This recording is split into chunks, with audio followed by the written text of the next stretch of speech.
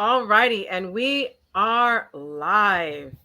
Gonna wait until we get a few more people, till we get some people in because we have 0 people in here right now. Oh, good. There was the notification. Turn that off. And welcome, welcome, welcome. Welcome. It's Abut Seshat with the Shrine of Ma'at, and you are in Tuesday Talk.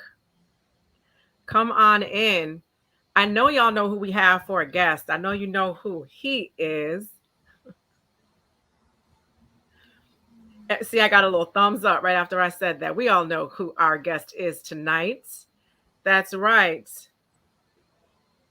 We have Mfundishi Jhutyms here with us this evening. And so, even if we're going to be talking about how paint dries, if we have Mfundishi here, we're going to get the history on it. We're going to get how it's done. We're going to get how it started in Africa. It's going to be explosive. It's going to be creative. And he got a story about it. But luckily for you, we are not talking about paint. Okay? We are talking about Mfundishi himself and his walk, because it's always important for people to know who is speaking and why it is that they get the mic. Because who are you? How do you know this? What have you done with your life? We're going to find that out and reinforce what other people also know. We're also going to be talking about Menchu Hotep and the spirit of the Magi. Now, Mfundishi needs no introduction, but I'm Abut Seshat, and I'm going to give you one anyway, just to make sure we all know who Mfundishi is and to give him his flowers while he is here. Mfundishi, sorry, Mfundishi Jhutyms Ka Haru Hassan Kamal Salim is a holistic cultural custodian of traditional African culture and ancient Kemet. Mfundishi is an author, poet, playwright, storyteller, professor of African studies, Kemetologist, Kemetic high priest, spiritual guide, lecturer, motivational speaker, and grand master in the Mentu Necher the Menchu African combat system of Kupiagana and Gumi. He is a teacher and professor of African studies who specializes in the Nile Valley culture of Northeast Africa and the Mendu Necher, the hieroglyphics. He has taught nationally in the United States of America, the Caribbean, Europe, and Africa, lecturing in over 160 colleges and universities. He has traveled to over 27 African countries and has visited the Nile Valley over 28 times. He was initiated as a high priest and a chief in Africa, later to become a Kemet high priest of Keru Jehuti Haru Neb Hu Per Ankh, House of Life, spiritual, educational, and cultural organization, a 501c nonprofit. He is one of the rare certified African-centered teachers of the Medu Necher and a doctor of naturopathy. For over 50 years, he trains in the Menchu holistic healing sciences and is a grand master in the African Menchu warrior science of Kupigana and Gumi, Aha Kemet, and the Kemet meditation and breathing system of Ma'at Ak Ba'ank.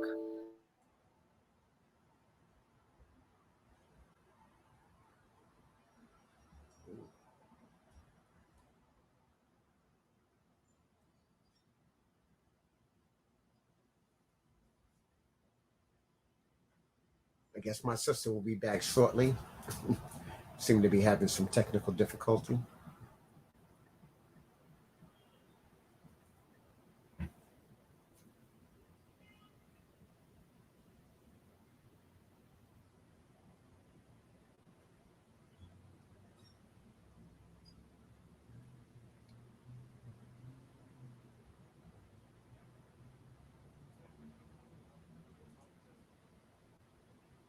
Oh, wait, hold on.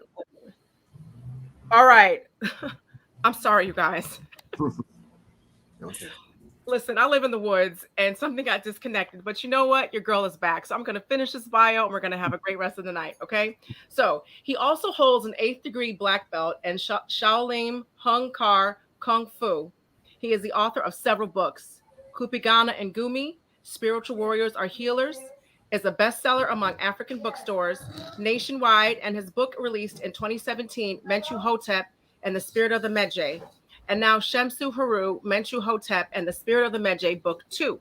Today, Mfundishi operates a cultural holistic vending both in Harlem, New York, called Black Gold, 125th Street, and Malcolm X Boulevard, and a Harlem-based Kemetic spiritual shrine, Jhuty Haru Nebhu, that offers a wide range of programs, services, and products, from individual consulting to seminars, retreats, rites of passages, Kemetic initiations, cultural trips, museum tours, conferences, and keynote speeches. At the end of the evening, we're going to have all of his contact information, and I'm going to put them up here so that you guys are able to get in touch with Mfundishi. So without further ado, and I thank you all for hanging in there while I reconnected something, we have Mfundishi. Welcome. Dua, Dua. It is my pleasure to be here. Good, good. So, whenever I'm doing a Tuesday talk, I always like to just let the person who is my guest speak about who they are and how you were able to find the Kemetic way of living. Can you tell us how you came to be in an African spiritual center, a Kemetic legacy, and where were you before? So start where you were before and bring us right to the present day in terms of your spiritual walk. Okay, I'll start at 14. I was wandering in Harlem on 125th Street on the corner of Lenox Avenue and 125th, and I met El Haj Malik El Shabazz, who we know, Malcolm X.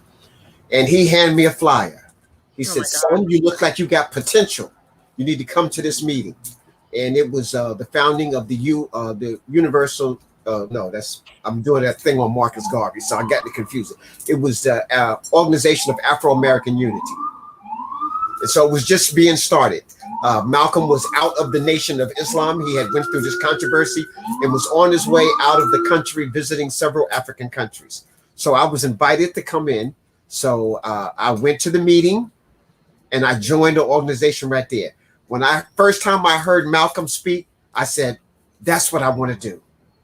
I'm looking around the audience and everybody's leaning on their chairs and they're like almost inside of his mouth and they're captured on every single word.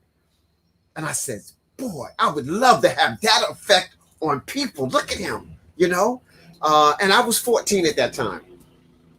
Shortly after that, within a year, Malcolm was assassinated.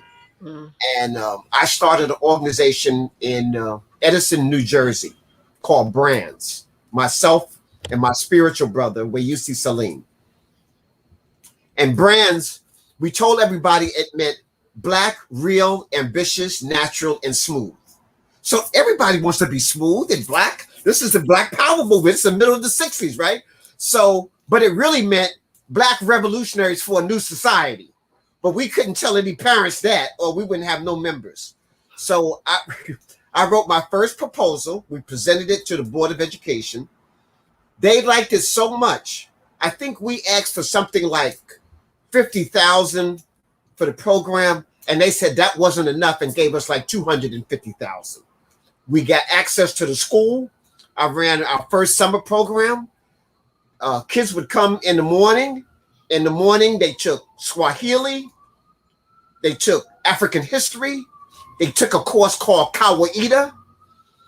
And they took martial arts. And then we had lunch, a holistic vegetarian lunch, because I was a vegetarian at the time. We had a vegetarian lunch.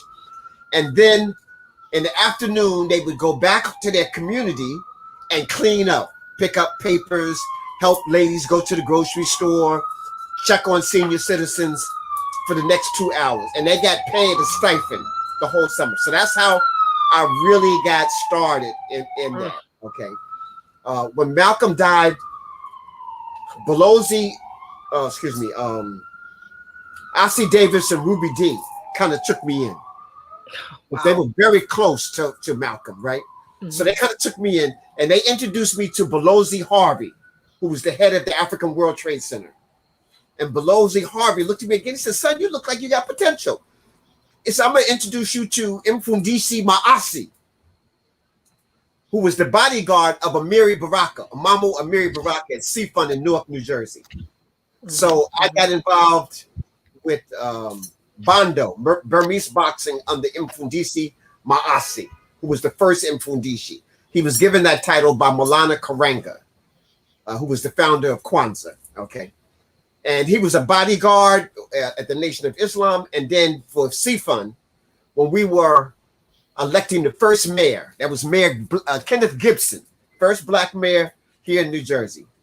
And so I was on that campaign. I was there for the first Black Power meeting in 1966. I was on security. So that's how I had my foot wet ever since from 14 years old. And I never looked back.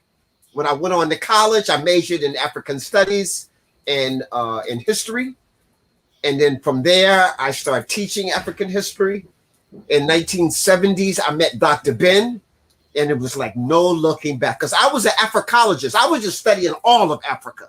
I wasn't just in the Nile Valley. I was studying everything. Speaking a couple of African languages, Swahili, a couple of other African languages. And then when I met Dr. Ben put our focus on the Nile Valley. And later I became the assistant of Dr. Ben, traveling 9 times to Egypt with Dr. Ben as his assistant. And I've been now over 30 times to Kemet. And I'll be the Happy tour guide in February. So that'll be number 31 for me, going. And every time I go to Egypt, I empty my cup and I go as a humble servant, trying to absorb as much as I can. So I've been teaching in Africana studies.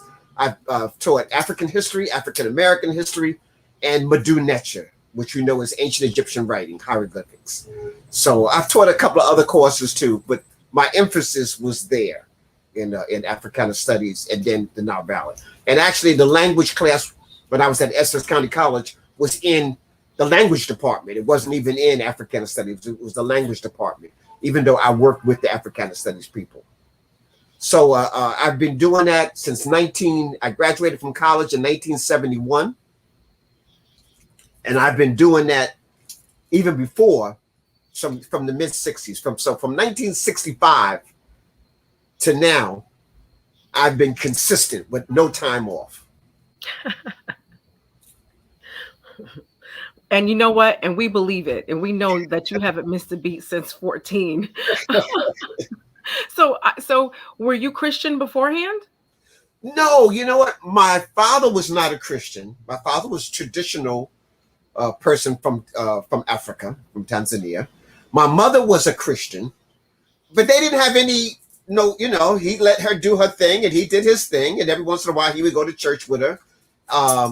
And at 12 years old, they put me out of Sunday school. I asked them, who was Lilith, Adam's first wife, and how come y'all don't talk about her? Oh. And where did Adam and Eve go? Where did they meet all these people when they got out of the garden if they were the first people? And, I saw, it was like, no, son, you can't ask no questions like that, And so they put me out of kindergarten. I mean, not kindergarten. They put me out of Sunday school at 12. So I never returned to the church except for the choir, some stuff like that. We used to go to see who had the best choir. That was, but other than that, no. So I was never really a Christian, never was really involved in the church. Even though my mother, let me just say this, was the Church of God in Christ. Mm-hmm. And she was the state secretary and then the National Assembly and then became the national spokesman for the Church of God in Christ International. Wow. But my attitude was, son, what you're doing is correct. Just keep doing it. Mm. Interesting. I wonder how much of this your mother knew. If she said what you're doing is correct, keep doing it. She probably knew the truth. All right, let me just tell you what she was. She used to have this picture of white Jesus in the hallway. So at 14, after coming back from Malcolm from the Tree of Life bookstore, I said, Mom, Jesus, if he existed, wasn't white like this. She said, well, you find me a black Jesus, honey. And I already had it. I went in my book bag and pulled it out. And it was a black Jesus with the thorns, around his head, crown. Right. And she put it up. Ah! Like that episode of Good Times, when Michael was like, Daddy, Mama, that's not what Jesus looked like. And okay. Oh, interesting. Very interesting. I like the fact that you were commenting about Lilith. I'm going to ask that to some of my Black friends who are Christian, like, who's Lilith and how come nobody talks about her and all of those good things. Well, thank you for that background. It's always good to know, how somebody was able to find their way. And Mfundishi and I had a conversation at the International African Arts Festival. Come to find out that he knew my father. I'm from Connecticut, and my dad used to go to New York all the time. And he always had those long incense with the stickers on them. He probably got them from you. Now that I know that you guys knew each other, but yeah, he was introduced to the Nation of Islam first, and then from there he changed. He had some kind of change happened with him, and he became a Kemetic spiritual practitioner. Now, as a kid, I wasn't able to put all that together until after. Well, I knew he was with the Nation because my dad had one of those vans with the carpet on it on the inside, and he had a pin of the Honorable Elijah Muhammad, and I just knew that he was affiliated. My mother reminded me that my great grandmother and her friend used to go to the Nation of Islam meetings in Norfolk, Virginia, back in the day. And I was like, oh, yeah, that's right. And his name was Coco. And he used to color all the cards brown, like the Hallmark greeting cards or whatever. He had a brown crayon. Didn't matter what it was. All the skin that was exposed was colored brown. You have roots in Norfolk, Virginia? I do. I went to Norfolk State University. You did? I graduated from Norfolk State University. And my daughter graduated from Norfolk State University. And my nieces graduated from Hampton. I have cousins who graduated from Hampton. When did you graduate from Norfolk State? 71. So you did say 71. You know what? I'm gonna have. I came out with Bob Dandridge from the Milwaukee Bucks, world champion. In fact, when I was at Norfolk State, we never lost a game. For 3-4 years, we were like almost undefeated. Everybody got that beat down. We had Earl of Pearl was our rivalry at NCC. We had Pee Wee Kirkland at Norfolk State, and then later Bob Dandridge and people like that. Yeah. Okay. So, yes. All right, cool. All right. I know Earl of Pearl. He's a good man. But anyway, we are a little bit off track. Let me bring it on right on back. Right on back. So, I just, it's interesting how people's worlds are small. They kind of, menge, and you would never know it until it happens. So let's get into our conversation for the evening. I bought this book, the Menchu Hotep and the Spirit of the Magi. So can you tell us who is Menchu Hotep as a person, or whoever Menchu Hotep was, and what is the Magi, and how did he embody the spirit of the Magi? Okay. Let me just give a little background before that. Okay, so you got it. Mm-hmm. The first book dealing with warriorship is this book here called Kupagana and Gumi. And it says the root symbols of the Necharu in ancient Kemet. So I wrote this in early 1980s. 1980s. And so this was the introduction of telling everybody about African martial arts. So Kupagani and Gumi is the Kiswahili word, the striking fist, the striking mind, the striking spirit. Okay. So then at the change of the century, I came up with this book, Spiritual Warriors or Healers. And again, I have a whole chapter on African warriorship and how martial arts, the combat arts, started in Africa. And I began to outline it, that we got pictures on the wall that's over 4,000 years old. That's before China, before Japan, before any place in Asia. We had already recorded martial science. So just a little background. Okay. Now I come up with Menchu Hotep in the spirit. Why did I choose this? Number one is that Menchu Hotep is the founder of the second golden age of ancient Kemet, which is the classical period of ancient Kemet. Which means that if it's the classical, that means that's almost the best that Kemet has to offer.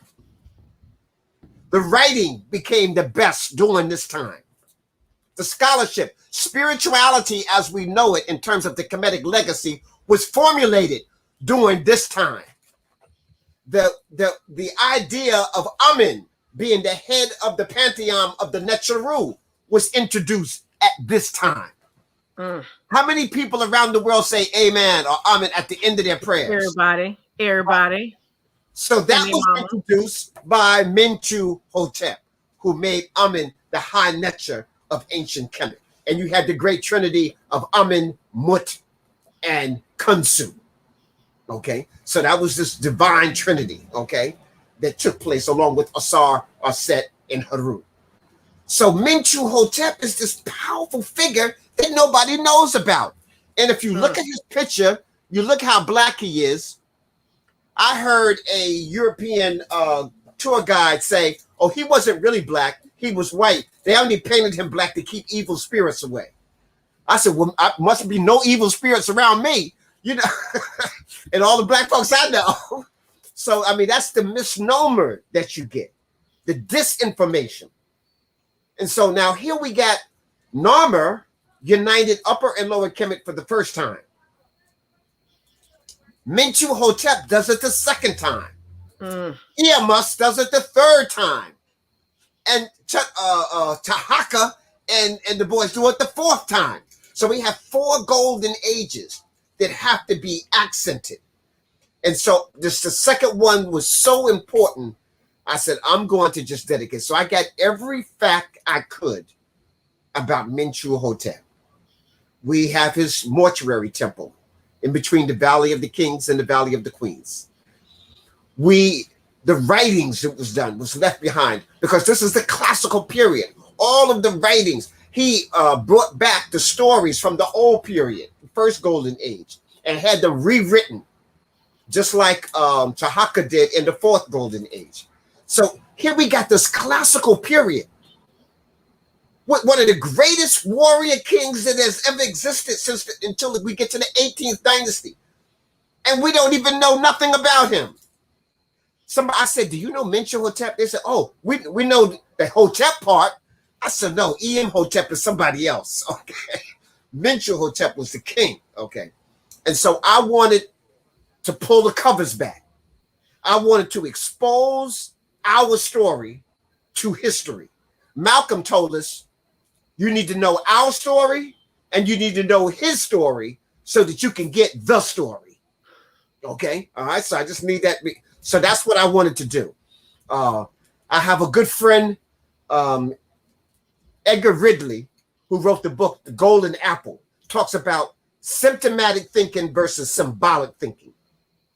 So the reason why we don't know anything about it is we've been taught symbolically without knowing the truth, the origins, and the concepts of how things came into being. See, the brain only operates 2 ways, symptomatically or symbolically. Symbolically is like mythology, superstitions, and it don't have to be based on anything. Like you notice in ancient Kemet predates the Bible by almost 4,000 years. We can find everybody in Kemet, but we can't find nobody in the Bible. You can't take me to anybody's gravesite. You can't show me any statues of anybody. You can't. And where did they get named like John and Paul? And those names didn't even exist in that area, okay? And nobody in the Bible read the Bible. So let me say that again. Nobody in the Bible read the Bible, okay? So that means everybody in the Bible going to hell too, I guess. All right. So that we have there's space left. If there's space, okay. So you start to see what's going on. So I wanted to pull the covers back in history and expose one of the greatest men. Now, this particular man is the king. During this time period, all of the kings, the Nasut Bittis of ancient Kemet, their bodyguards were magi. So a red light goes off. Wait a minute. This is the most powerful man in the world, the richest man in the world, the most influential man in the world. He has his choice of all the warriors, and he only wants magi to be their bodyguards. Not only that, all the judges and magistrates were magi. So I said, wait a minute. They're the baddest warriors on the planet, and they're the most just and honorable people on the planet. And we don't know nothing about them? Oh no, I gotta bring this light. I gotta walk around with a torch so people can see what's going on here. Okay. So that's why I chose the Magi. And that's why it's under. See, Menchu Hotep's father ruled what we call Upper Kemet in the south, where Waset was. And during the intermediate period, an Asiatic group had kind of moved in towards the delta. and was controlling the Delta region. And so Mentuhotep's father, Intef, wanted to unite the two countries back, Upper and Lower, who had become two separate nations almost. He knew his grandfather tried to do it, his father tried to do it, his uncle tried to do it. And so Mentuhotep's father said, my son is going to need something different. I'm going to send him to be a magi. So he's a king and a magi. Then he will have, because the magi were undefeated in war. They'll have the power and the strength to unify Upper and Lower Kemet. And so he sends his son from 9 years old to study to be a magi. And so that's how the story starts. So wow. He's going on a rites of passage. And he's being introduced into the warrior way of living, but the warrior way based on Ma'at. And the nature of war is called Menchu. So Mentuhotep's name means the nature of war, Menchu, which is a great falcon, is at peace. Mentuhotep. So the great nature of war is at peace. And even in the midst of a battle, you have to have peace in your heart. If you're a great warrior. If you got anger and revenge and all that in your heart, that eats you up and it short-sides you. It cuts back on your reception time. It cuts back on your because the anger blinds you to a lot of things. So you go around cutting heads off with a smile on your face. And no fear. In fact, I used to tell my students, when you have a warrior spirit and you know that your people are hurting, when the warrior wakes up, he says, today is a good day to die. A good day to die. And so don't mess with me today. Because a whole lot of people going with me. But that was for Ma'at, to maintain Ma'at. So now you can ask me questions about the book. I wanted to people to understand why I chose the book. So it's a historical fiction. Historical fiction means you take a real character, you take real events, you take real facts, and then you create a story around it. You add personality. Because when you read about somebody who's been dead for 200 years, 300 years, you only got bullets of their life. Born this year, graduated from school this year, got married this year, had this many kids, invented this, and then died. And you don't know nothing about the person as a human being. So I didn't want this great figure, Mentuhotep, to go out like that. I wanted you to know that he was a real loving father, a dynamic husband, a great leader, and a champion among the people as a great warrior. So I wanted you to understand all those facets of this dynamic people in African history. Thank you for that. That was a really great illustrative explanation of the spirit of the Magi, someone who is balanced, not like some psychopath or sociopath who enjoys killing for killing's sake. As we see Haitians who are escaping, a horrible situation in Haiti today, and they're being rounded up by Tamahu on horses and whips, just like our ancestors. And that's because you have that very same mentality. It's the violence is for violence sake, as opposed to being mentally, emotionally, energetically, and spiritually balanced. The purpose of, and you correct me if I'm wrong, the spirit of the Magi is to restore Ma'at. Yes. That's the main purpose, to restore Ma'at and to maintain Ma'at. See, there's two things. You have persistency and consistency. 95% of all businesses fail within 3 years. Not because they don't have a good location, not because they don't have a good idea or a good product, and not because they're not in an ideal place. They fail because the consistency to get there, they weren't consistent in continuing to rise to the occasion. It's like, okay, you open a door, now you're waiting for customers. No, you got to be consistent and go and getting those customers now. Right. So persistency and consistency. So that's what Mentuhotep learned. So yes, I become a magi, but now I got to continue to grow. So in volume 2, now he's defeated his enemy, but now he has to pull the nation together. That's the biggest part. We've grown apart. How do I pull the North and the South together as one people? How do I create an economy that will become the greatest economy in the world? How do I get people to stop hating on each other because of territory? Right. Those are things that we're plagued with right now in America. Those are conditions we're plagued with right now in Africa. Absolutely. And so my book is a prerequisite of kind of what you need to do to have real Pan-Africanism and operational unity.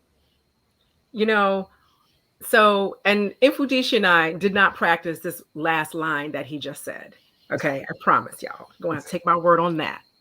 One of the focus that we have for Tuesday Talk this year is to make sure that the message that we have is historic, so that there can be either a reiteration of our history or learning it for the first time or filling in some of the gaps, but also taking that information and using it immediately and practically and functionally so that you can see the reason that you need to know your own history. I mean, there are other reasons, like you should know who you are, basic stuff like that. Like, who are you? That's a basic human, elemental, primal, necessity. So, but separate from that, there are functional, practical reasons for it. So Mfundishi hit on that and explaining why we need to know this information so that we can use it practically and functionally. So can you give us a scenario how, because you did talk about economics, which reminds me of Happy, the documentary that Taki Grant created.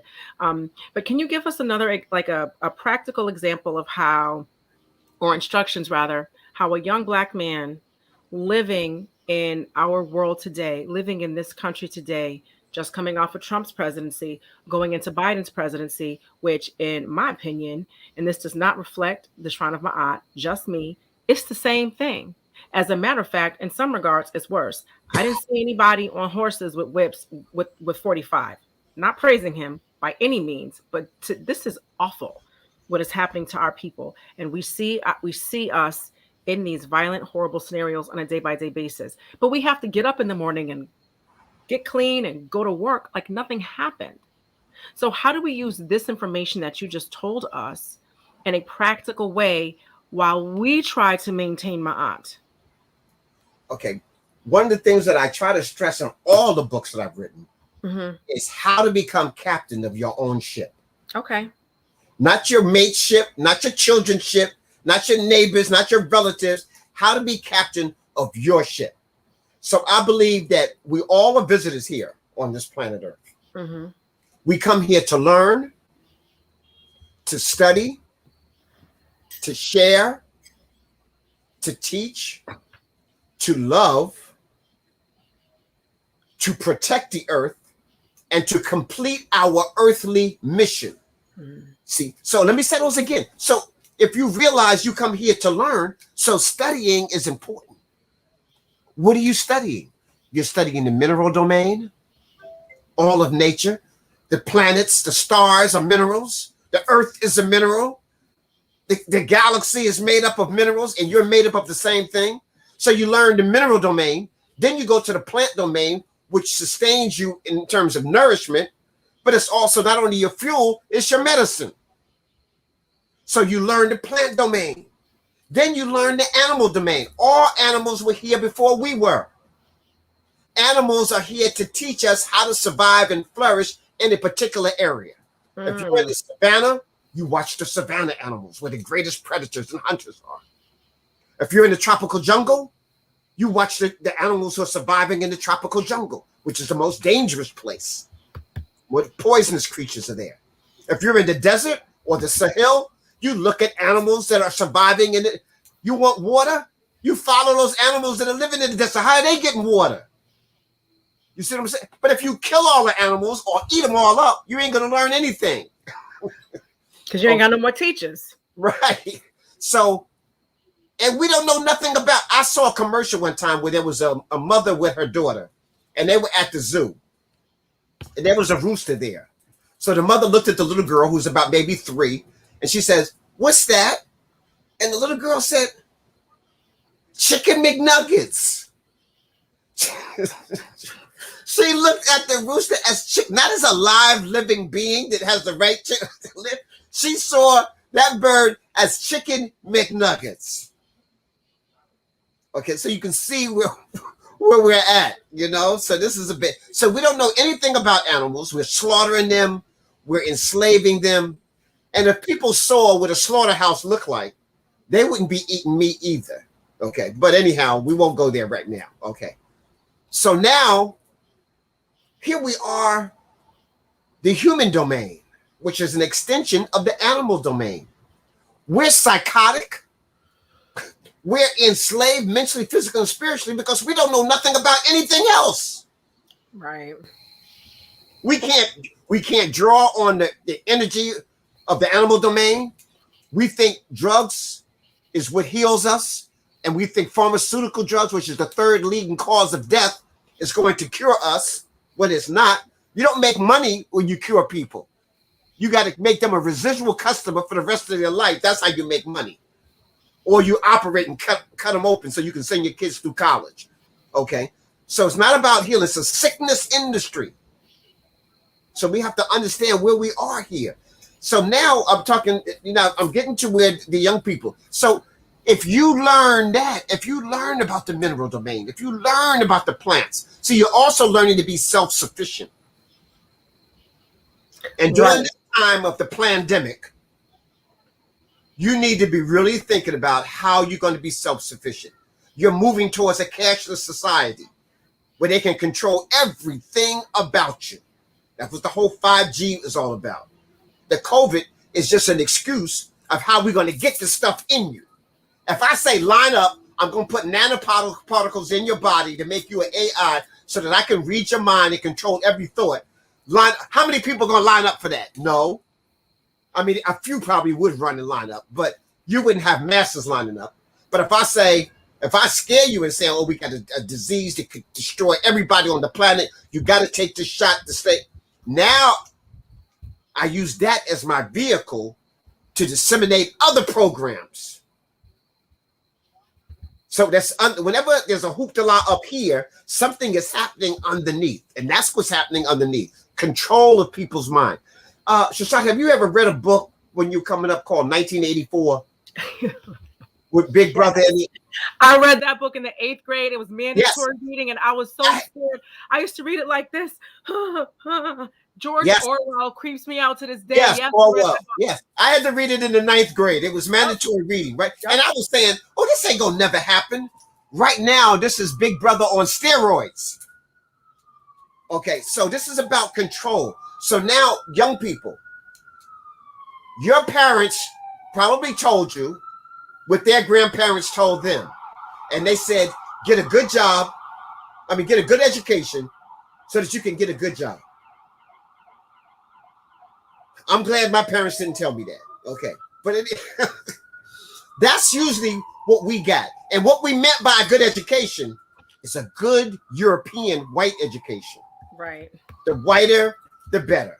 The most prestigious the white college, the better. For example, when I graduated from high school, I had 36 scholarships. I went to a black college. My guidance counselor at this all-white school told me not to come in the office no more because I was a jungle bunny. How dare you? You graduate number 3 in your class. You're a straight A student, and you're going to spend your life away at some bozo college in the South when you could go to Princeton, you can go to Yale, you can go to Harvard, you got scholarships to go to all them places, and you choose some Norfolk State. I don't even know where that's at. So you got to make choices, young people. Now, let me just take just one more set. If we take that formula, Black women are the most educated group in America. So for people who didn't know that, I'm giving you the facts. Black women in America got more degrees than any group of people. That's white women, white men, Hispanic, foreigners, anybody. Asians, I know you think Asians got all the degrees. No, Black women got more degrees than any group in America. But they're still at the bottom of the economic ladder. So how's that working? Get a good education so that you can get a good job, so that you can sustain your family. That's not working too good.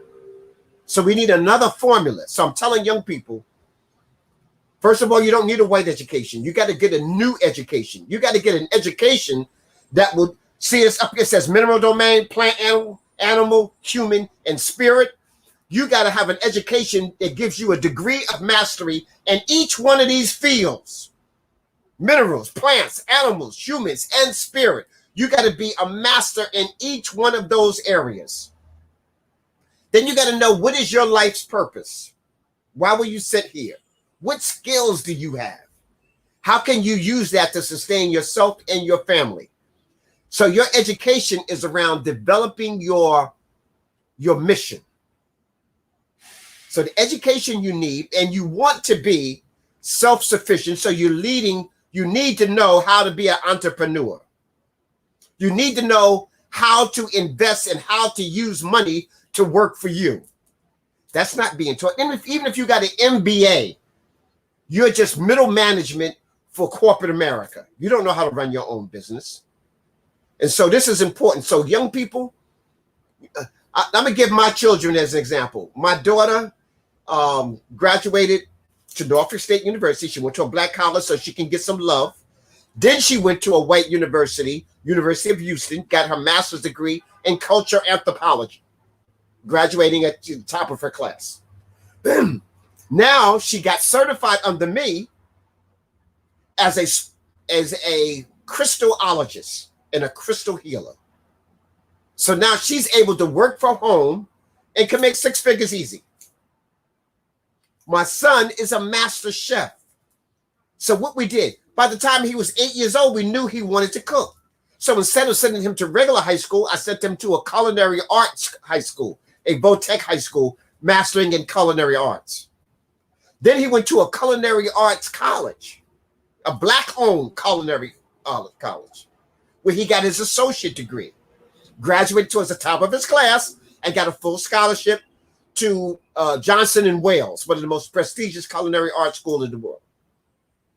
So now he's a master chef. So they can both step outside of the system and live comfortably. You got to prepare your children that way. When they were 8 and 10 years old, I took them to Africa, and they're traveling all around. You got to expose your children to the world.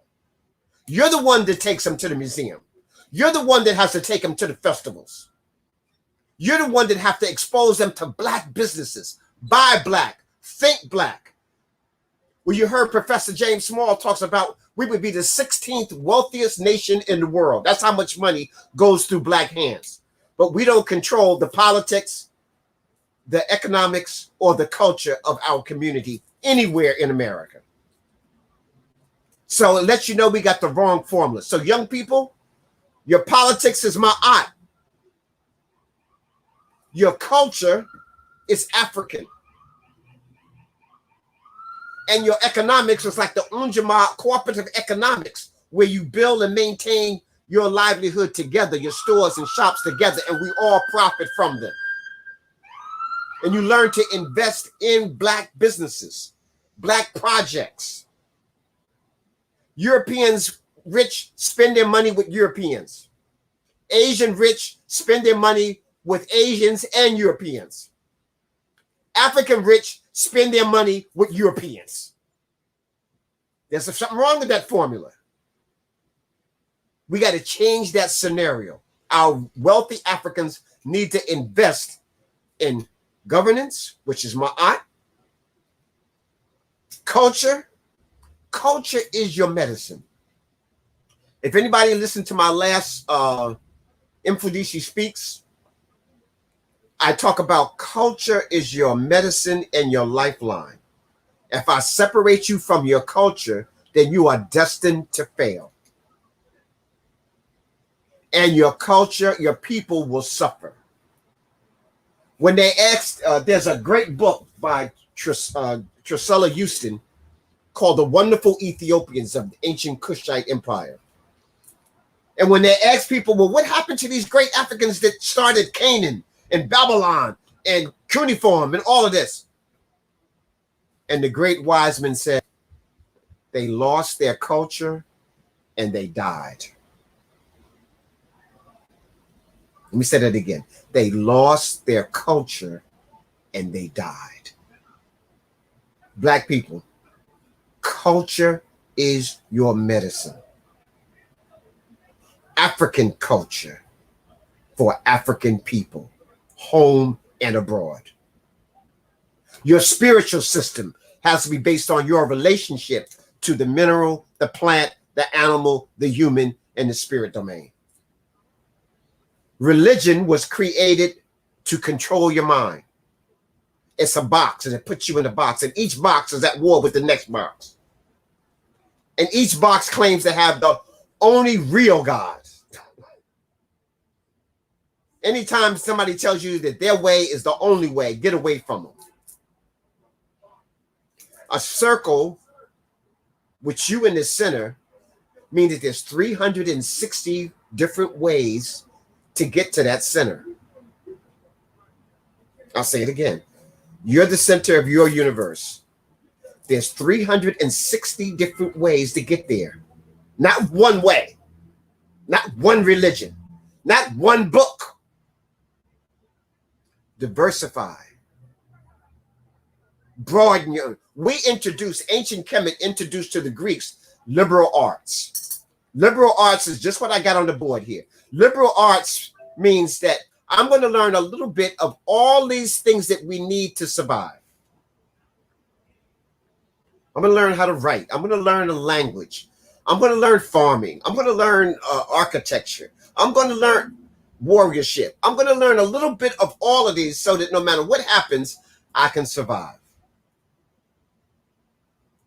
Black people, we got to go back. We got to have an education that we control. That's number one.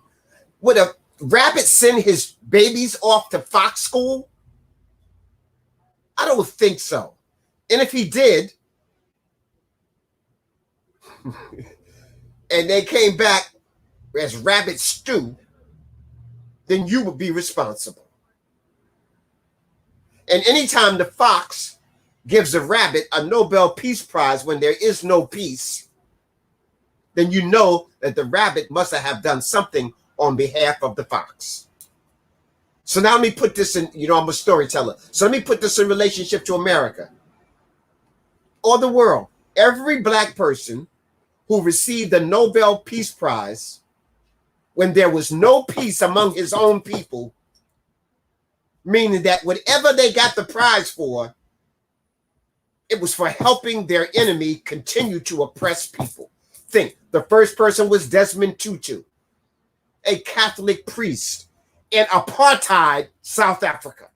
Apartheid South Africa. How do you get a Nobel Peace Prize when your people are being slaughtered and separated and segregated? So you must have done. Martin Luther King got a Nobel Peace Prize. Ralph Bunche got a.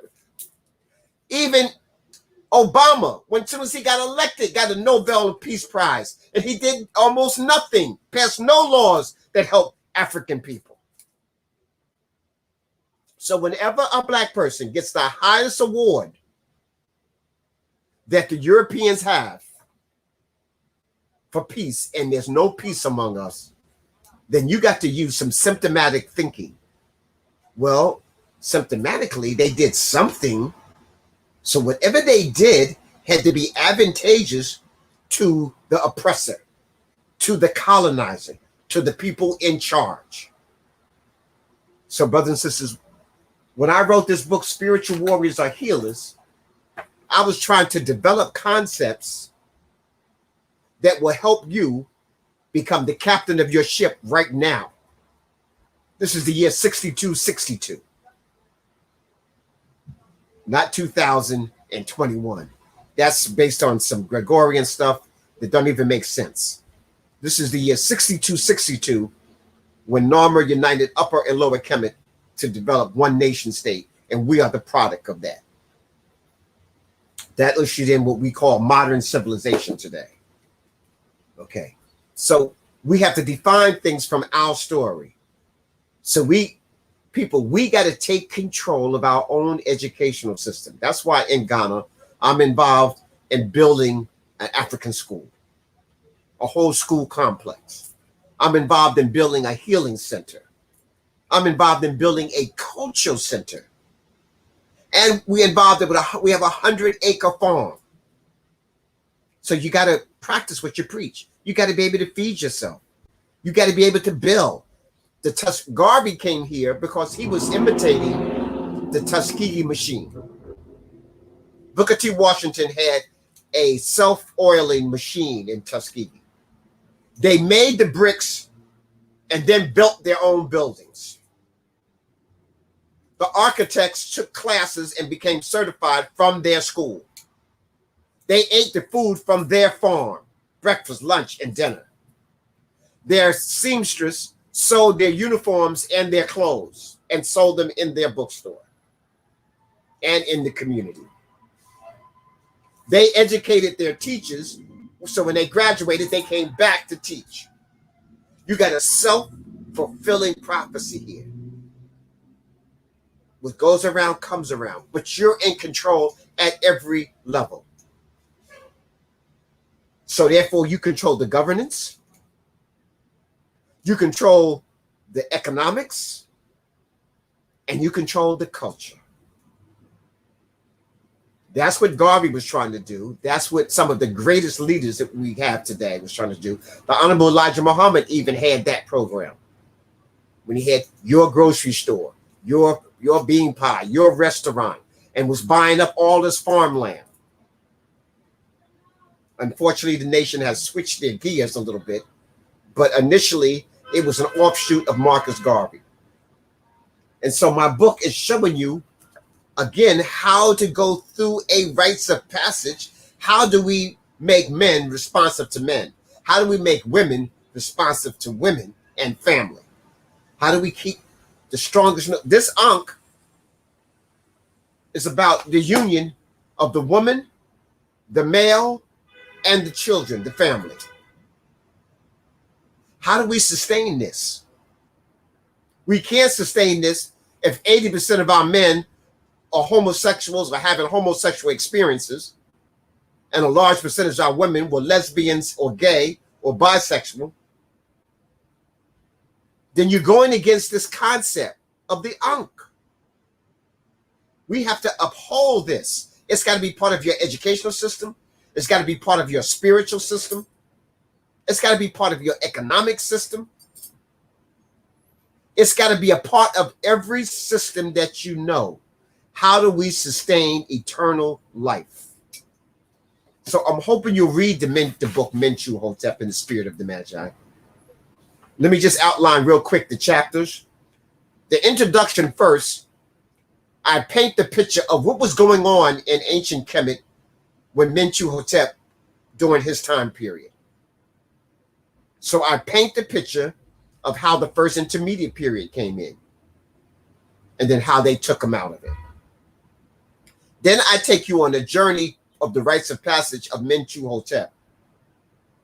Then I talk about who his teachers are. Then I tell you about the environment. I talk about the Hapi River and what it means. Dr. Ben used to tell us that we come from the foothills of the mountain of the moon. There are 3 mountains of the moon: Kilimanjaro in modern-day Tanzania, which is the tallest mountain in Africa. Mount Rwenzori, which is in Uganda, which is the source of the White Nile. And Mount Choka, which is in Ethiopia, with Lake Tene in its crater, which is the source of the Blue Nile. So Ethiopia in Eastern Africa, Uganda moving towards East Central, and Tanzania moving towards the eastern coast. So we're showing that all those came together to create the Happy Valley, the interior of Africa, east, west, all moving towards the north. This is power, when you can bring all these together. Kemet became the mouthpiece of the African continent. I'll say it again. Kemet was the mouthpiece of the whole African continent. The oldest picture of an Ankh we see is in South Africa, in glyphs carved into diorite rock, one of the hardest rocks known to man. The oldest example of a falcon as a king is in Southern Africa. And the oldest example of Ra, the circle with the dot in the center, is in Southern Africa. We know these symbols from Northeast Africa, but I'm trying to show you that Africans have been traveling around Africa for literally hundreds of thousands of years. And so we're the most diverse people on the planet. The Twa people are the shortest people in the world. And then you have people like the Dinka, the Watusi, the Maasai, who are some of the tallest people in the world, all on one continent. We got some of the people who are the darkest people in the world. And then we have people like the Twa, who are kind of like a tan, a golden tan. And so we got all the complexions of melanin, not melanin deficient. And we had the albinos, so we did have people who didn't have melanin. All exist on the African continent. Study Diop, and he explains the 6 stages of Homo sapiens sapien to lead up to there. And all 6 were on the African continent. Well, only 2 can be found outside of Africa. Only from Homo erectus, you have Denisovans and Neanderthal. Everybody else was only in Africa. So we populated the planet. That needs to be taught in our story. But we have to take control of our schools. Even Black Studies is a band-aid approach when you need a major operation. So as good as Black Studies programs are, it doesn't solve the problems that African people are facing. We need to start from pre-K and work you all the way up to Africana Studies at every level so that you be in position to control your own destiny. So if young people can understand they have a liberal arts education like we have on the board here, and then they learn what their life mission is and what their talents are, then they have a Jegna that helps them get there, not a mentor, a Jegna who helps them on their spiritual journey. Get away from religion and become spiritual. And at the center of your spirit is Ma'at.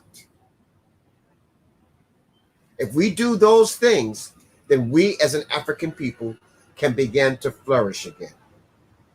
You see, just before this pandemic, 8 of the 10 fastest growing nations in the world were all in Africa. Africans beginning to control their own resources. No Western nation wants that. America, Russia, China, Germany, Japan.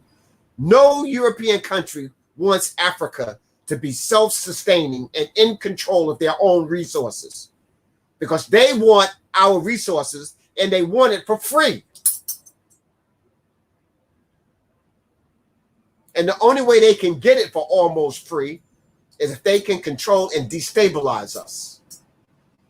And so people, operational unity and Pan-Africanism, I don't care what your major is, I don't care what your program is, need to be part of your agenda. How do I work with other African people to educate us and to sustain our livelihood, to build with us, to feed us, to clothe us? Dr. Clark said they laughed at our name and we changed it.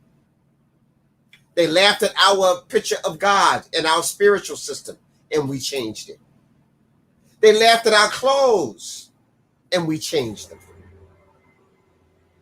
People, it's time to stop laughing. Go back, get your own clothes, put your clothes on. Go back, take control of your education. Take control of your standard of beauty. As I'm talking to you, the standard of beauty in the world is European. That's why our sisters have to have long weaves and blonde hair, blue hair, green, purple. Just unbelievable of the depths of insanity that we have captured. Our standard of beauty, we got camel eyelashes on, fake fingernails. You can't even function with this. That's somebody else's culture. Remember, culture is your medicine. So that, first of all, if you're doing all those things, you're feeding somebody else's economic system. The Koreans love you. The Asians, the Arabs come here, they love you. They go straight to the black community and set up business because they know you will buy from them. They got a little food shop, little stand every place. They know you'll come 2 a.m. and get their food. Chinese, as soon as they come here, they go straight to the black community and open up a Chinese store. They got bulletproof glass. So that means they're scared of you and they don't trust you, but you run in there to get their food. We have to stop this craziness. Africans for Africans are home and abroad. Now, we're not hating on anybody. So it's not like this. We don't have like a jealous God, a vengeful God. No, that's the European Western stuff. You see, all of North Africa is basically controlled by Islam. And Central and all of Southern Africa is controlled by Christianity. Both of them are enemies of African culture. And remember, culture is your medicine. So you wonder why Africa can't get it together. Symbolic thinking. Somebody else is teaching them what's good and what's not good. How do you have an oil contract where you only get 10% of your own oil? That's not in the interest of a thinking people. So the colonizer is still there. African people have to take control of their livelihood. And you start by being the captain of your own ship. Master these things. Find out what your earthly mission is. And then begin to complete it. Help your children find out what their earthly mission is. And then help them fulfill that. You have to be your own best friend. Dr. Clark told us we have no friends in the world. We don't owe the world nothing but a whooping. Everybody has abused our kindness and our friendship and turned it against us. We have to start being our own best friend. Let's use this kindness. Let's use this humanitarian concept towards other African people first. We don't just like anybody else, but we African people first. The African village first, the African state first, the African community, and then everybody else. So that's how we help young people. You help young people by helping them get an African-centered education if they're of African descent. You teach them about money or economics. So they know how to save, they know how to invest, they know how to make their money work for them. Then you teach them about entrepreneurship. Then you teach them how to go to use their skills, their life skills, to sustain themselves. And then you teach them how to network with other Black people to develop institutions. Institutions outlive the creator of the institution. If you just got an organization, that can be just a mile pot. When that person dies who founded it, usually that organization goes down. When you have an institution, it doesn't even matter who started it. It's self-sustaining. It doesn't matter who the president is. It doesn't matter who the CEO is. You don't even know who the CEO of many of these corporations, and it doesn't matter because they're perpetuating it. The foundation is set up. Their goals and objectives is set up. And they got their laws in place to sustain that, to develop it and protect it. So if I can leave anything in your mind, when you're reading my books, Spiritual Warriors are Healers, Menchu Hotep, the Spirit of the Magi, Shimsu Haru, whether it's Kupagani Ngumi, or whether it's Spiritual Warriors are Healers, all of them will teach you how to become captain of your own ship so that you can complete your earthly mission here. And we tell people, enjoy the journey. Not just the end results. Enjoy the journey towards your goal. Smell the roses all the way to the top. And always maintain ma'at. Because the same people you see on the way up to glory are the same people you're going to see on your way down. And so hopefully you've left a good record as you was going up, so that now those people are helping you as you're going down. People, Dr. Jeffries laid it out. Governance. You got to be in control of the governance so that you can be in control of your economics, so that you can be in control of your culture. In America, that's hard to do. So you also got to be thinking about outside of America. You got to be thinking home, Africa. And I don't care which country in Africa. The whole continent is ours. That's one of the advantages that Africans in the diaspora have. Some of us don't know the particular nation state or tribe we belong to, so we embrace all of Africa. Where Asiatics and Europeans use the divide and conquer method by pitting one tribe against another tribe. But you love all the tribes, so you don't care. And so we're the salvation of Africa. Africans coming home is the salvation of Africa because we're embracing and loving all the ethnic groups. In Tanzania, they did a great job. The political leaders don't stress the ethnic group they belong to. You don't even know the ethnic group of former President Julius Nyerere and other people because they don't vote among ethnic lines. They vote about what is the proper, who is the best leader? Who has the best program to help our people? That's who we're voting for. That's difficult in Africa because the tribalism still exists. If you're in Kenya and you're not Kikuyu, you can't get elected to nothing because people will vote along ethnic lines, not about your program or what you have to offer. So we have to understand that's ingrained. When Africans come from the diaspora, they don't have that. They're just saying Africa for Africans. Let's all pull together.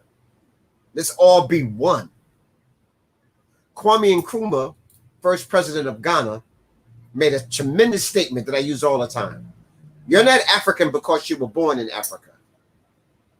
You're African because Africa was born in you. It's in your DNA. So I'll say that again. You're not African because you were, some people think because they were born in Africa, they got carte blanche on Africanism.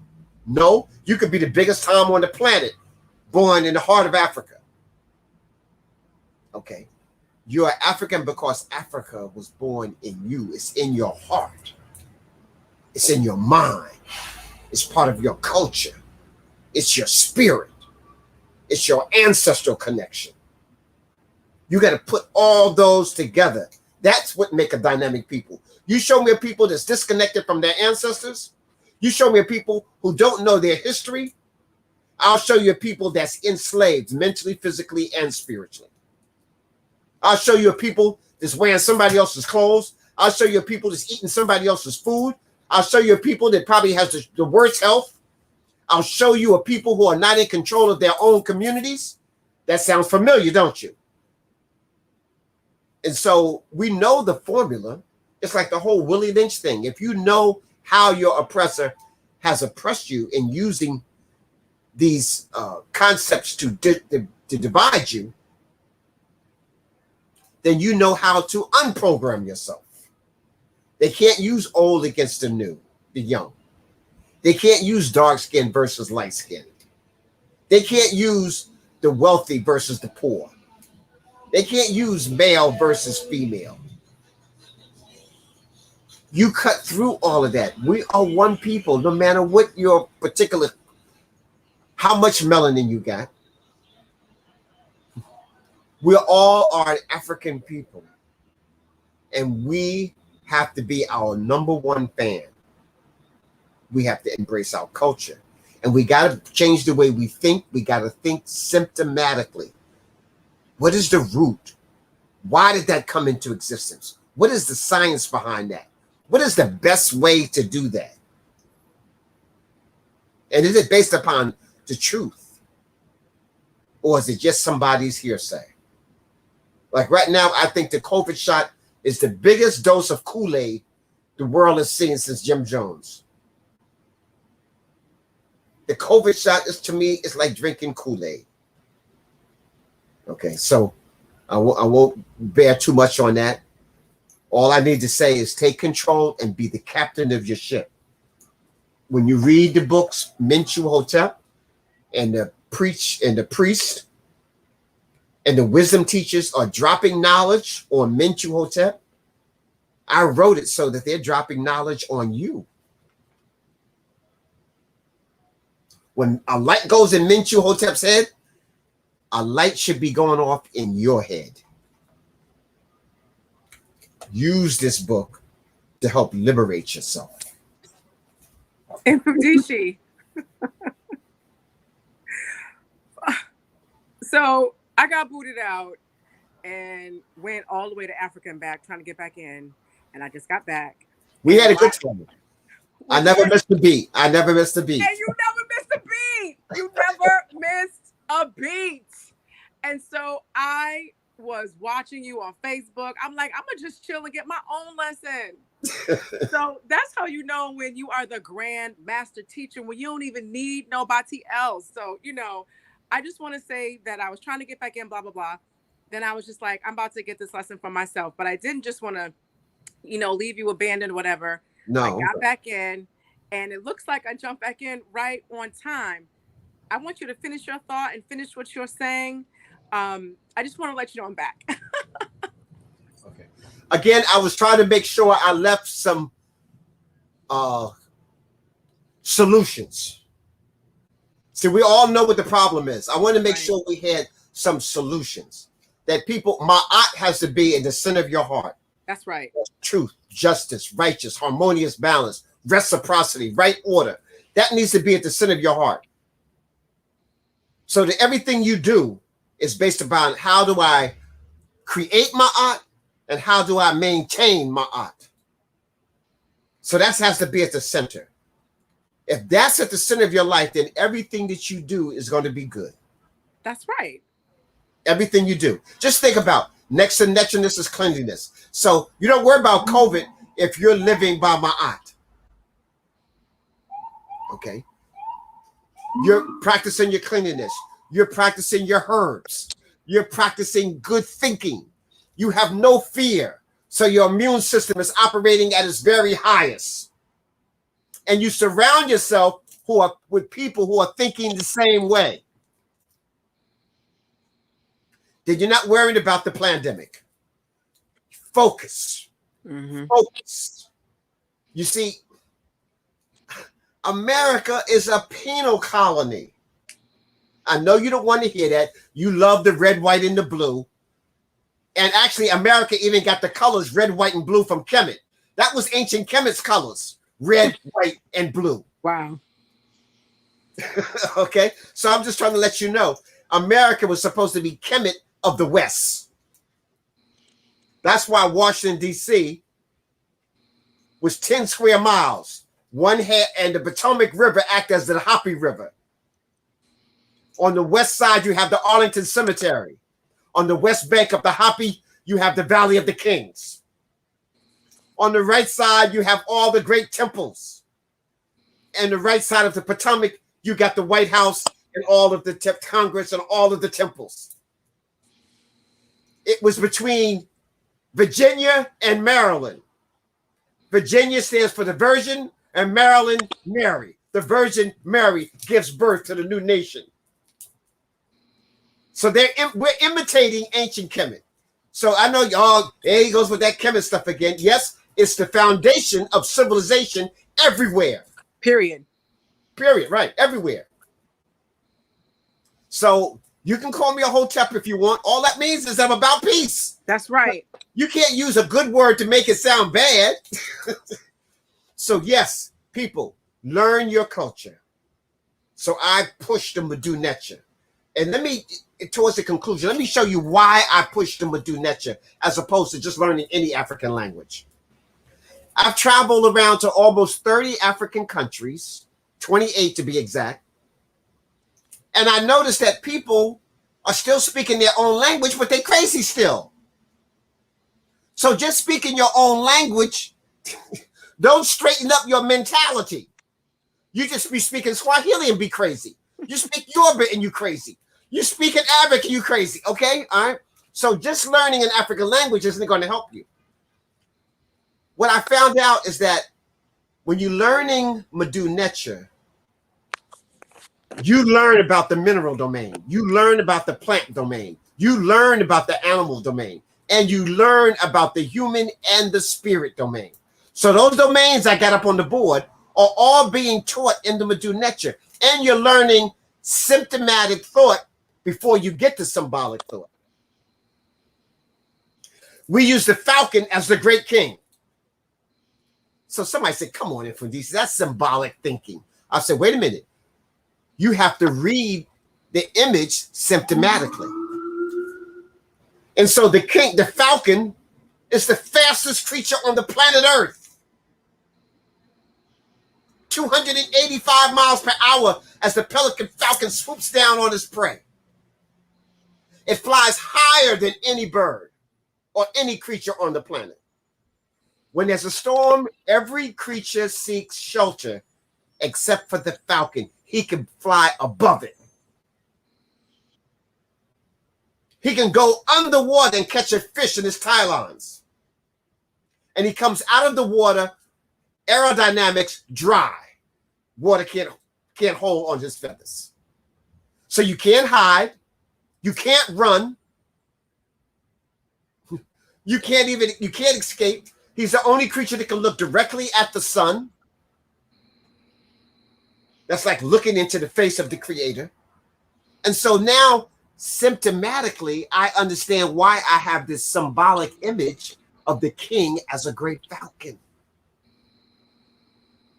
See, so you can read symbolic things symptomatically. Symptomatically means I know why. I know the truth. I know why it came into existence. I can prove it. See, spirituality is a science. But Europeans can't control that. Physical science they can control. Spiritual science they cannot. And that's what scares them about African people. That's why they gave us these religions so that we can, and we still use spirit in the religion. We be in the church with the Holy Ghost and talking in tongue. Unfortunately, we're not using that to liberate ourselves. So we got to take our spirituality and help liberate ourselves. And I want to say this, all of our people out there who are entrenched in these religions, I want to say this to you. Give praise that your religion helped you during the time when you were at an all-time low. If Christianity helped you save your mind, if Islam helped you become a man or a woman and help save your children, if Buddhism helped you when everything else looked like it was going nuts, if Judaism helped you have a sense of culture or something, even though it was the wrong culture, I say dua to all of those systems. But now all of them are anti-African culture. So that means you can't flourish and be the captain of your ship in any of them. It would be like now trying to climb up the mountain to freedom with the good ship Jesus on your back. Trying to climb up the mountain with Muhammad and all of the Arabs on your back. Trying to climb up the mountain with all the Asians and Buddhists on your back. You can't do it, people. You got to let those things go. There's an African proverb that says, when a snake sheds his skin, he can't get back into it. So at one time, those religions help you survive, but now it's time for you to flourish. That's right. Now it's time for you to take control of your life. Now is the time to have Africa for Africans home and abroad. So you got to shed that skin. And if you climb in the mountain, you can't have those boats on your back. You got to free it. So I give praise to all those religions that helped the Black people. But you understand that that was a temporary thing. And in most cases, it was shoved down your throat. Or whipped on you. Right. You know. And so now you have a choice. And that's why the pandemic, pretty soon they're going to try to take control of your internet. Because more Black people got educated through this internet than 12, 14, 15 years of school. So now, you know, if you say something too positive, I think you go in Facebook jail. You know, you go to Facebook jail or they blot you out. That's the first stage towards controlling what you say. Mm-hmm. Okay. With the nanoparticles they got in your body from the shot, then they'll be able to control how you think. And if you think something negative, that's going to show up on a master computer and you're going to have some people at your front door. So my sister, anything closing you want me to touch on as we begin to move down? So I wanted the people. So people, again, if you go on my website, mfundisi.jhutyms.net, I'm working closely with Brother Nova and Brother Yao in Ghana. And we have a project going. We have a 100-acre farm. We have a 17.5-acre complex where we're building schools, healing centers, and culture centers. Because Africa has to be re-educated about Africa. I need to say that again. Africans need to be re-educated on what it is to be an African. Not because you have African language and you know some African dance or you threw some African robes on. That doesn't necessarily make you African. African is a way of thinking. You are the original people on the planet Earth. This is not anti anybody else, but everybody are your children. You got to take ownership. You got to act like the head of your house. And you got to exalt your women. You show me a nation where the women are not exalted, then I will show you a nation in decline and in decadence. So you got to push your women up as high as they can. Your standard of beauty, Black women, should be a Black women's standard. Natural hair, plenty of melanin. On the African continent, the #1 cosmetic is bleaching cream. Still, as we're talking. I know President John in Uganda made bleaching cream against the law. You get caught with bleaching cream, you go to jail. Good. You know, we got to get some hard knock laws to reverse the stupidity. People, just wear your natural hair. Wear your beautiful Black skin. Put your African clothes on. When you go to a formal means your classical clothes. Don't put a penguin suit on and look like a European penguin. Put on an African garb, your grand booba, your kente cloth, your inshoka, your wraps, your head, your galas. Come looking like a real African. Don't be ashamed to be the most dynamic people on the planet. Don't be ashamed to be in the most gifted people on the planet. Mm-hmm. Don't be ashamed to be the most rhythmatic and smoothest people on the planet. Don't be ashamed to be the brightest people on the planet. Remember, all the sciences were created by us.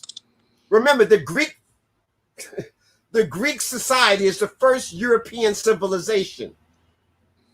That's only about, 500 BCE? Kemet goes back. In fact, Ethiopia says they remember when Kemet was underwater. That's how far back we go. So embrace your culture. Have your economics going around your culture. And have your spiritual system embracing both. And if your deities don't look like you, you're in the wrong house. Period. If your women are not exalted, you're in the wrong house. And if your women don't look like an African queen, you're in the wrong house. And Seshat, thank you for looking like an African queen. That's because I am one. Thank you. There's nothing. We the finest. We the dopest. It's just us. Even in a world where the standard of beauty is the European woman, people want big hair, big lips, a big behind, curves. They want to do all different kind of hairstyles. They want to look like me, and they want to look like all the Black women that are on here right now. So you can't tell me, Nathan. I know I'm the finest because I'm a Black woman, and I walk like that everywhere I go. So yes, absolutely. And I just want to say thank you to the Grandmaster teacher who proved that he earned that title, Grandmaster, when all kind of technological nonsense was happening over here. I'm calling this person, this, and the third. And I was like, you know what? I'm about to just chill out and get my lesson with Mfundishi, because Mfundishi he been doing this. Mfundishi graduated from college before I was born. He don't need me. He got this, right? So anyway, got reconnected. I do want to make sure that if you can just speak about the One Africa trip. I'm going to be going on that trip as well, just so people know what else is available in terms of going to Kemet and going to Ghana and reconnecting with other like-minded Pan-African Black people here in the States, as well as other Pan-African minded Africans on the continent. Yes, this is important. It's historical, number one. Especially with this pandemic involved, they got something in stake for you. You need to be around people who have your best interests at heart. And going back to Africa is monumental. Going in the Happy Valley, where great civilization flourished. And then bringing some of the best African minds together to talk about how do we move forward from here. You don't want to miss that. You don't know how long. A lot of these teachers are great elders. I'm actually one of the babies of the elders on the trip. Okay, you got like Dr. Leonard Jeffries, Dr. Rosalind Jeffries. They're all my seniors, right? We don't know how long they're going to be here. You need to come and take advantage of this. This is going to be monumental. Some of the greatest minds all together in the Happy Valley, where I don't know if it began there, but where it flourished to the rest of the world. Okay, you need to come. You're cruising down the Nile. I think the cruise is already sold out, but at least you can come and enjoy the temples, the complexes. Go to Abut Simbel when you go to the border of ancient Kush and Kemet, and you see Ursa Ma'at Ra, Satep Ra, his mortuary temple, and one of the greatest temples dedicated to a woman, Nefertari, that was built by him. Okay, so you need to see all of that.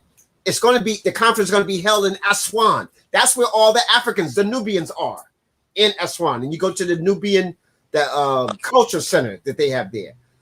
So you don't want to miss this. First of all, the scholars that will be there, I'm going to be one of your tour guides. So when I take you in those places, I'm reading the Medu Neter off the wall. I'm not going by them little signs that they made up, to bamboozle you. I'm going to be reading what our ancestors wanted you to know. And I want to say this, when you're reading the Medu Neter, it's like you got a direct hotline to your ancestors. That's right. That's right. Not no middle person in between. Not some European translation of what our ancestors told us. Do you think the fox is going to translate the rabbit's Bible correctly to the rabbits? No. He's going to put a fox twist to it. And so that's what's happening. So we got to, so I'm going to be one of your tour guides that's going to take you into the temple of Amun, one of the largest temples in the world, 1.5 miles long and 1 mile wide, put together by maybe 30 different kings. Each king contributed to it, and you need to see their greatness. I'm going to be accenting those things that you need to be tapped into. And at the same time, we're going to be partying down the Nile, having a good time, on the Hopi River. And so we have the economic world, we have the social world, and for those people who want to get their shop on, you'll be able to get your shop on with the Kemetic, and those people who are in the Kemetic spiritual things, you'll be able to get your statues and all of those things that's hard to get here, like trying to get Ptah and a couple of other statues like that is really hard to get here, but you'll be able to get it when you're in Kemet. And my people were trying to sweat me for my blue lotus oil. When you get to Kemet, you can buy your own blue lotus oil. And still, Kemet in Sudan is the leading manufacturer of essences and oils in the world still. So we developed this institution maybe 8,000 years ago, and we're still in control of it today. But the Arabs have kind of kidnapped it. But, it's still in Northeast Africa. I'll be with my good friend, Brother James Small. You get a chance to hear the Asar Imhotep, Sister Bello, my teacher, Dr. Leonard Jeffries, and my beautiful teacher, Dr. Rosalind Jeffries, Dr. Wade Nobles, Tony Broder. I mean, you're going to be around like some top-notch people. So people take advantage of this. Unfortunately, Asa Hilliard died on a tour in Africa, in Kemet. And now we just had Runoko Rashidi. So we don't know who's next. Come and make sure you hear these scholars while they're still alive. We want to smell the roses while we're still here. Come and take advantage. Come with your tape recorders. Come with your videos. Come. It's going to be a dynamic. And like I said, we got some dynamic speakers from the African continent who are also going to meet us there. So that's my little pitch about Hopi. Make sure you see Hopi film on Black economics. Again, you heard me talk about it. Control the governance, which has to be my aunt. Control the economics and control the culture. If the culture is not attached to your economics, then you're the slave in somebody else's culture. Say it again. Say it again so that people hear what you're saying. If your culture and economics are not together, that means that you're buying stuff that's making somebody else's culture flourish. So if you want Yves Saint Laurent and George Ash, and you want all of these designers, that's not coming. That money's not coming to African people. That's not help. Yeah, you look cute, but you're financing your own demise. You're financing your own economic prison. Remember, we would be the 16th wealthiest nation in the world. We can solve all of our problems if we're thinking symptomatically and we have an African historical background, meaning we know who we are. We know our ancestors. We respect the elders. Our experts are connected to the elders. And we are all connected to our ancestors who are connected to the one. Yes. I'm sorry. Go ahead. Finish. Go ahead. No, I was just saying, I saw Aket Tours come up. That's where people you want to sign up. I think they got a third package that they have here now that you can still go and enjoy the conference. So the conference is going to be dynamic, and you still, Egypt is still a great place to go because our monuments are still there. They can't hide that. The black faces on the monuments are still there. They can't hide that. They've broken half the noses off, but you know what it looks like. You know, Right. yeah. They would have to destroy the whole facial structure, because even with the nose is gone, you can just visually imagine the size that the nose has to be to fit the structure of the face. So you can't hide us. It's just too. We've been everywhere first, and evidence of that is there. Think about this. Every major museum in the world almost has an Egyptian wing to it. Now, if every museum almost in the world has an Egyptian wing, can you imagine how much stuff was really in Egypt? That's not counting how much stuff was just stolen, just in private collections, that was smelted down and resold. That's what we know about. And they're still discovering every day a new tomb, some new artifacts, a new carving, a new structure. So people, there's no limit on how great we are. You'll get a chance to go see Tony Broder, who is the only African doing a dig in ancient Kemet, in modern Kemet, or modern Egypt. So everybody else is digging our stuff, or Asiatics or Europeans. So Tony Broder will be one of our speakers there. So he is one of the only black people that's actually digging for black people about black people. And he has a dig of some great people during the 25th dynasty, a high priest during the 25th. That's the 4th golden age. So we'll get a chance to go visit that, and also have Tony Broder talk about it with his family and his group there. So this is historical and monumental all at the same time, people. And you have an opportunity to go. I'm going to answer a couple of questions that I see in the chat. One question was, how can you go without getting the shot, or getting vaccinated? I don't have that information right in front of me. Yeah, right now they haven't made it so you have to have the shot. They just say before you get on the plane, you have to show that you don't have COVID, so that you the test, you know. And then I think before getting back, you have to do the same thing. Like I just came back from Mexico. In order to get into America, you had to just show that you had the COVID test prior to getting on the plane and that you don't have COVID. That's typically the replacement for vaccination is proof of a negative COVID test within a certain amount of time. I've seen it from 48 to 72 hours, depending upon that. Yeah. So that answers that question. Then there was a question about where to find Happy Films. I have it highlighted right here, happyfilm.com. Right. It's a DVD. It really is a must-see. And I recommend that you watch that a couple of times, because most of the people, the scholars who are in Happy, will be at this conference, number one. And number two, you will have a background of what the how the economics, how the culture and the economics, just like what Mfundishi said, influence us thriving along the Happy River Valley, back then. Okay. And then also you'll see some of the monuments that we will be seeing while we're touring. So it's worth it to just to go to watch the film, to support Brother Taki and what he's doing, and also to just know who you're going to be around. These people are legends among us, period. And if you're in Harlem, I sell the tapes at my booth in Harlem. So okay, if you're in Harlem, in a you minute. can come and buy a Happy Film from me. I have all of the films. I have Nubia, The Tekken, and Happy.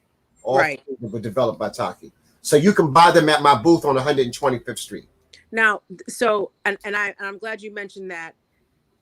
I'm on my phone right now because my computer is doing whatever it's doing. And if I were on my computer, I would list all of the ways you can find Mfundishi. What I'm going to do after this is over is get that from him and post it as a part of the description on Facebook and on YouTube. So you'll have, like, how do you find the film? How do you buy the film? How do you find Mfundishi? Mfundishi has Medunetra classes. How do you find that? How do you buy his books? Right. How do you register for the tour? All of our classes start. All of our classes start back in October. So this is the time to go on my website, mfundishi.jhutyms.net, and you can sign up for Medu classes, Medu Netra classes. You can sign up for herbology class. You can sign up for crystallology class. You can sign up for Kupagani and Gumi. You can sign up for African spirituality. You can sign up for a consultation. Okay, all of those things are available at mfundishi.jhutyms.net. So you get our itinerary where I'm speaking all around the place in different places. You'll find out where all that's at so that you can come support us. And you can always make donations through our PayPal, through our Cash App, and through a GoFundMe. So I'm gonna have all of this listed on YouTube and the Facebook page. Probably tomorrow. I have to figure out what's going on, but everything that he mentioned, and all of the access to Mfundishi in terms of his lectures, his books, his crystallology, herbology. I learned something new right there. I didn't know he taught that. I'm about to be up in the class with y'all. So there are a lot of pages that are flashing by right now. You can try to catch them, but I'm going to provide those as well. So I just want to say thank you, Sirius B, for posting information that I've been tagging, and also for Felicia Harden for also helping with that in terms of the Aket tours, and of course, Grand Master Teacher Mfundishi Jhutyms. Let me tell you, this cruise is going to be fire, and you're going to regret not going if you don't go. It's going to be one of those things. You're going to be 200 years old and be like, yeah, I had a chance to be on that cruise, but I chose otherwise for some reason. I also just want to say that regardless of if you have the vaccine, you still have to prove that you are COVID negative. So ultimately, stay on top of, if you decide to go and you're going, you should get your information directly from Aket Tours. Aket Tours will be up to date on the latest requirements to travel. Okay, so with all of that being said, Mfundishi, thank you so much for showing up and giving the people what we need. And next week we are going to be looking at the next book that he has. This book right here, this beautiful book, Shamsu Haru, Menchu Hotep, and the Spirit of the Magi. And okay. I'm giving praise on how do we exalt our Black women in this particular book too. That's right. So, and how do we instill operational unity? So all these divisions and all these isms we got, I talk about how do we pull all those together in the book too. That's awesome. That is awesome. Yes. So Mfundishi, if you can hang back after this, because is it the same time next week? That's right. Same time next week, 7 p.m. Eastern time. And Mfundishi, please stay, because if we disconnect, I probably won't see you till then. Because I don't know what's going on. So stay connected. So I just want to say thank you for everybody who showed up. We've had over 100 people here hanging in there and learning. So I just want to say thank you on behalf of the Shrine of Ma'at, the priesthood of the Shrine of Ma'at, and myself, Abut, Seshat. I hope you guys get as much out of it as we intend to. We'd love your feedback. I'd love your feedback. Everyone, have a great evening. Go forth in peace. Shem Em Hotep. Shemim Hotep, Ankh Uja Senebne. Aha, too.